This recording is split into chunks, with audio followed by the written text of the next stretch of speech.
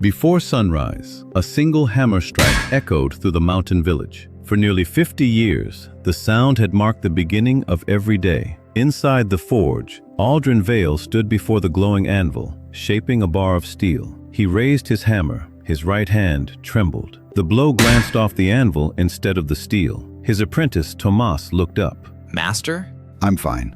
But Aldrin wasn't looking at the blade. He was staring at his hand. After a long silence, he walked to the back of the forge and pulled out an old wooden sign covered in dust. Carefully, he painted 3 words: "One final sword." By noon, the entire village had seen it. Some believed a king had placed the order. Others imagined a wealthy collector. Everyone wanted to know who the sword was for. Aldrin simply returned to the fire. He didn't know yet, but before his final sword was finished, someone would need it. By the next morning, the sign had become the village's only conversation. Some believed the final sword was destined for a king. Others claimed a wealthy collector had already paid for it. Aldrin ignored them. He unlocked an old oak chest and removed a single bar of steel wrapped in faded linen. Tomas stared. You've been saving that all these years? I've been saving it for the right moment. He placed the steel into the fire. As the flames brightened, Tomas asked, Is this the greatest sword you'll ever make? Aldrin watched the steel begin to glow.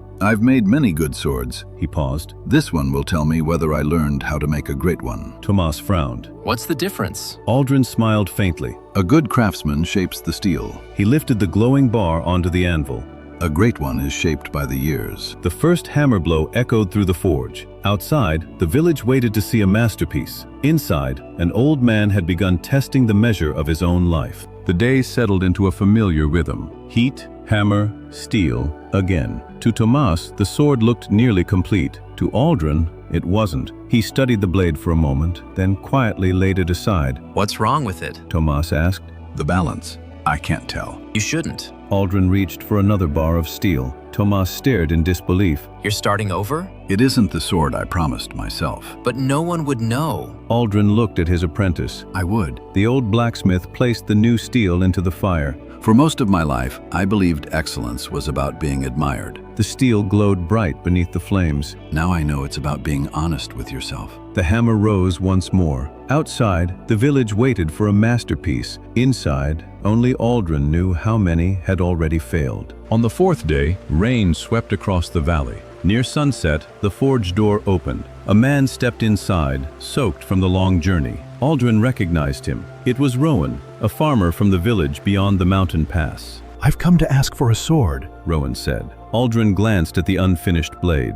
It isn't ready. Rowan lowered his voice. "Raiders have been seen in the north. The forge fell silent. I have a wife and a daughter." Tomas looked at his master, expecting him to reach for the sword. Instead, Aldrin slowly shook his head. If I give you a blade I don't trust, I place your life in it. Rowan nodded, though disappointment filled his eyes. "I understand." As he turned to leave, a small wooden horse slipped from his satchel onto the floor. Neither man noticed. Only after the door closed did Aldrin bend down and pick it up. On its underside, carved in uneven letters, was a single word: Father. Aldrin turned the little wooden horse over in his hands. It was simple, roughly carved, made by a child who cared more about love than perfection. He placed it beside the unfinished sword. For a long time, he said nothing. Finally, Tomas broke the silence. You're thinking about Rowan. Aldrin nodded. I'm thinking about time. His eyes remained fixed on the blade. I can forge a better sword tomorrow, He looked at the little horse. but Rowan may not have tomorrow. The words settled heavily over the forge. For the first time since hanging the sign outside,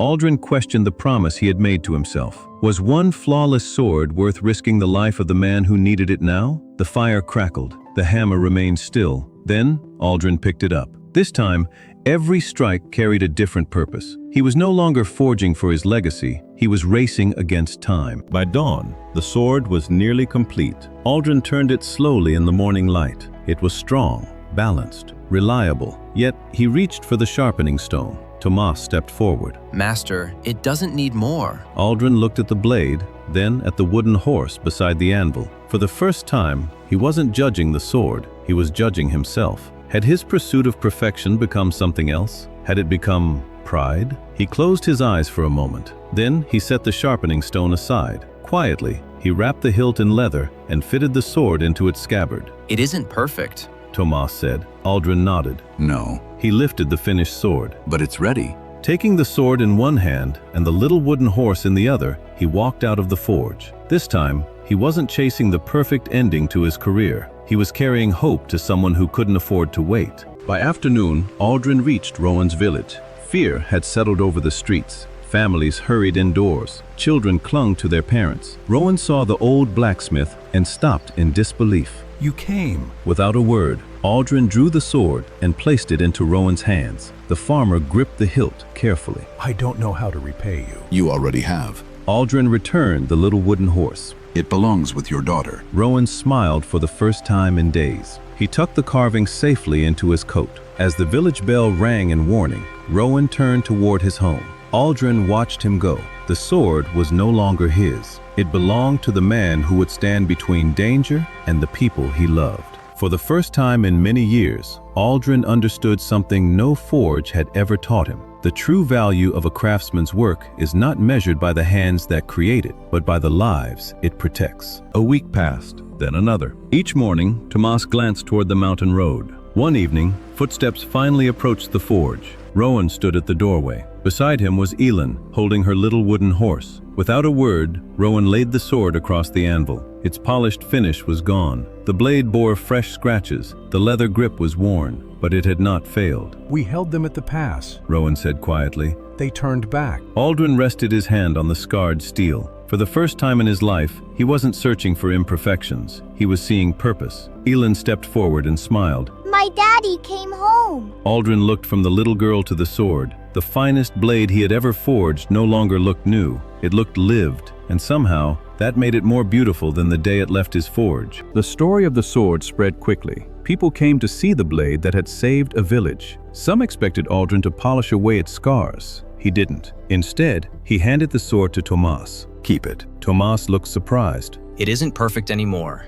Aldrin smiled. It never was. He ran a hand along the worn blade. I used to think a sword's value came from leaving the forge without a flaw. He shook his head. I was wrong. He pointed to the marks left by battle. Every scratch is proof that it did what it was made to do. Tomas looked at the sword differently now. It wasn't a masterpiece because it looked flawless. It was a masterpiece because it had served its purpose. And at last, Aldrin understood that the greatest work of his life had never been the steel, but the choice to let it go. The next morning, the forge opened as it always had. The fire was lit. The tools were waiting, but the unfinished rack beside the anvil remained empty. Tomas picked up his hammer. He hesitated. What do I make first? Aldrin smiled. Whatever someone needs. Tomas looked at the scarred sword hanging on the wall. Should I try to make one like that? The old blacksmith shook his head.